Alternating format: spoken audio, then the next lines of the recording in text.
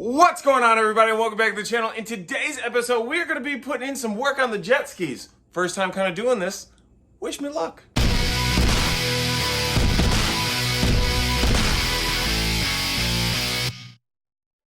Thank you so much for tuning back into the channel. If this is your first time here, go ahead and give this video a big thumbs up.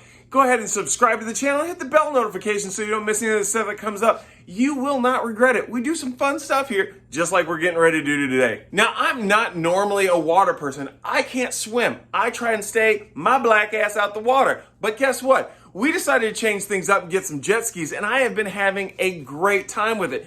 But we're having a little issue with this, so we're gonna try and fix this. Now, like I said, I'm not a jet ski person, but if you are, go ahead and check out my girl Alvean. She has a great channel full of all kinds of stuff, from product reviews to being out onto the water, whether it's lakes like I go to because I'm a wuss, or out on the open ocean. So go ahead and check out Alvean's channel. I'll put a link in the description below. You guys will have a lot of fun over there. So I picked up these two jet skis, man, at the beginning of the summer, I wanna say.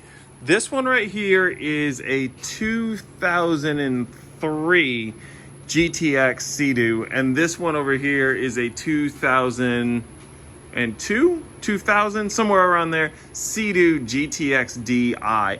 Now, I don't know a whole lot about jet skis. This is my first foray into the watering world, as I cannot swim, so I try not to mess with this stuff. But this is actually a whole lot of fun.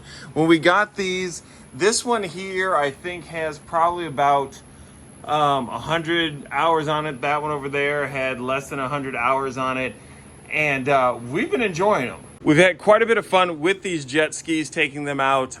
Probably about a month ago, maybe a little over a month ago, I went out jet skiing with my old college roommate and his family, and we started having issues here with the GTX DI. It started flashing that it was having a 12-volt low warning, needed to maintenance it. Put it on the charger, it looked like it was holding a charge, but unfortunately it did not solve our problem. Our friend Alvean came over and we changed out the spark plugs on both of these because this one started running a bit rough. We also had some cable wrapped around the prop. So we got that off, but this was still acting up. So what I did is I looked up online and I saw that apparently there's an issue with the rectifiers going on this. And it's not like a rectifier on a car where it's inside the alternator and you have to take it apart and replace it. This actually is like a little box that sits inside. I actually got it and I'll show you right now. We ordered it from Amazon, showed up pretty quick.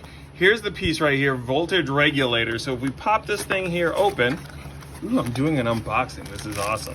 We have our rectifier, which is these two connectors and then this box here, which goes in with two bolts. Pretty simple, actually. And it sits here underneath this seat. So what we need to do is start pulling these off so we can get this thing swapped out. This rear seat has a little handle right back here. Click that, pops up and slides out. With the first seat out of the way, we can see we got a little cubby here. Underneath the cubby, we can get in. We got what hooks up to our spark plugs. Looks like we got some venting here for the engine. I need to make sure that this thing stays down. Don't need this flopping all over the place. The second seat is removed just the same way that the first one is. You got a little clip here, pop it back, and this whole thing slides back. And in here, we got our battery right there, and down there off to the side, hopefully you can see it. Let me get the light on. Right there's our rectifier, and that's what we need to swap out. Looking at our rectifier, we have our two plugs right here. I believe they go up here into the harness that goes in with the battery. At least that's the way it should go. And then we have two bolts right here. They look like they might be like a 8 or a 6, but they're very tiny and they're way up in there. So what we need to do is get a wrench that we can get on the top and the bottom and get this thing out of here. I was able to get up in there with my 10mm ratcheting wrench to get this little thing off. When you start twisting it off, use your fingers, hold on to it tight to make sure you don't drop it into the bottom of your hull.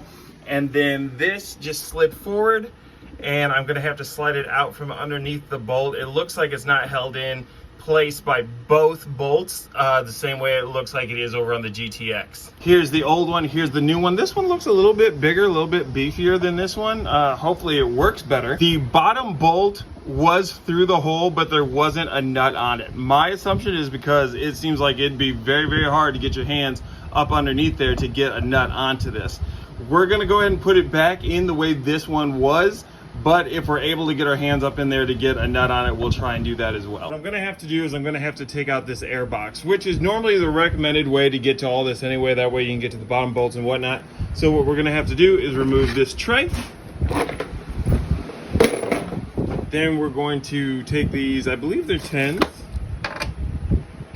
Yep, 10mm bolts. Remove this whole center section here and then get out this air box.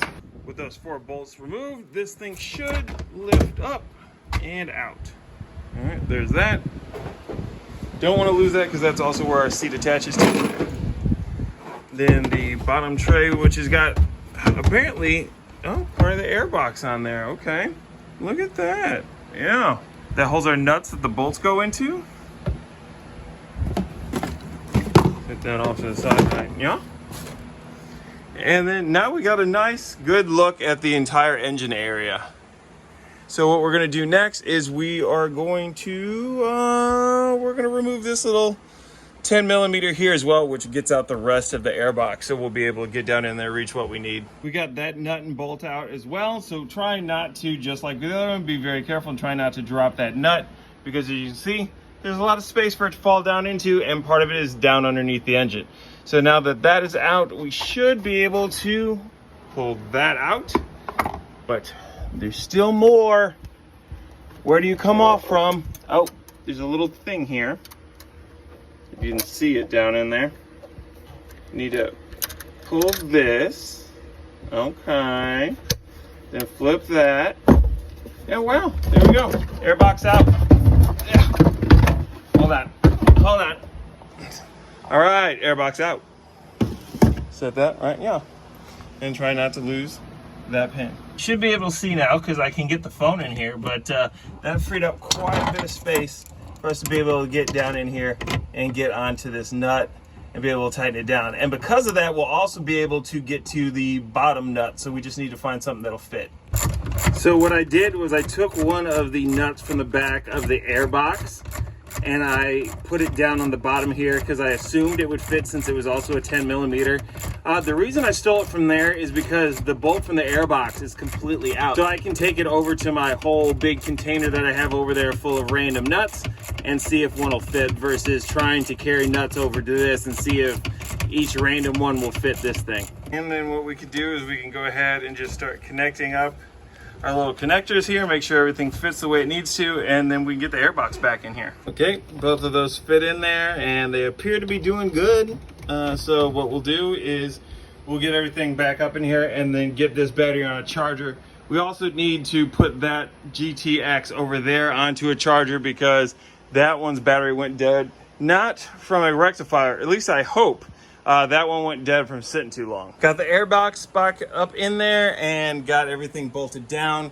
Now for this part, we got to slide this back in and get the tray on top. We are going to have to hold it in place for a little bit because as you can see, it moves around here and it sits underneath the hull here, and this trim here goes down along this lip. So we got to make sure that's in place when we start to tighten it down. All right, everything's back in place. I just noticed that one of the loops here for the rear seat is missing. So I may have to replace this piece here pretty soon. I already swapped this piece out here. There was a crack in it. This is pretty easy. There's 2 bolts up here and I believe 2 bolts along the inside here that hold it in place. So that wasn't too hard to swap out. This here was pretty easy as well. We just got to hope that it works.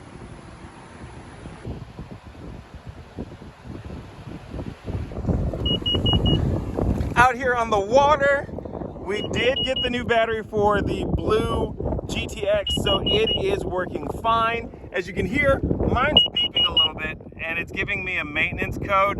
I can't exactly see what it is, but like I said the other day,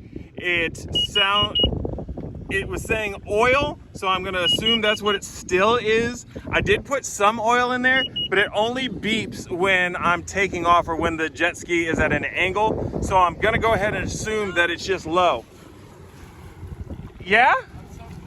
Well, hey, at least you're having fun. No problems? Rocking? Good deal.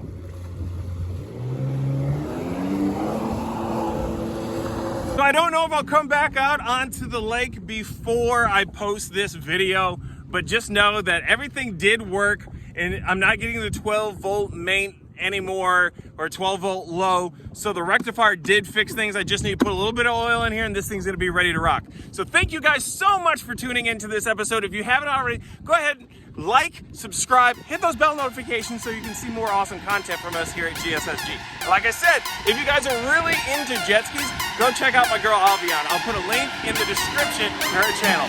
Until next time, peace.